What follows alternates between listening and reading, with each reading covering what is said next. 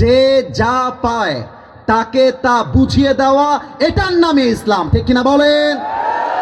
আচ্ছা, এই আয়াতের সাথে রাজনীতির সম্পর্ক কি? এই আয়াতের সাথে পার্লামেন্টের সম্পর্ক কি? আমি একটু বুঝাই দেই। আগে প্রশ্ন করি, আগামীর সংসদ কোরআন দিয়ে চলবে, এটা কি চাই নাকি চাই না?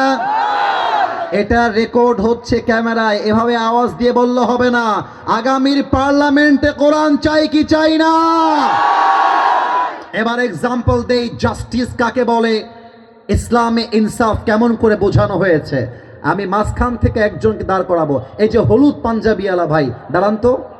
আপনি হলুদ হলুদ, হ্যাঁ পাঞ্জাবি না, এটা মনে হয় মাশাআল্লাহ হুডি পরে আছে। আমার হলুদ হুডিওয়ালা ভাই, আমি এক্সাম্পল দিব ফুলবাড়িবাসী। আগে বলেন, আমার ভাইকে দেখা যায়?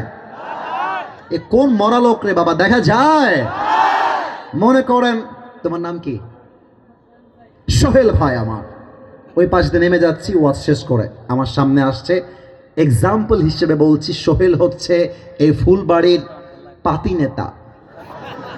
এক্সাম্পল, উদাহরণ, যদিও বা সে আসলে নয়। তো আমাকে ওখানে গিয়ে বলছে, কি হুজুর খুব রাজনীতি নাকি?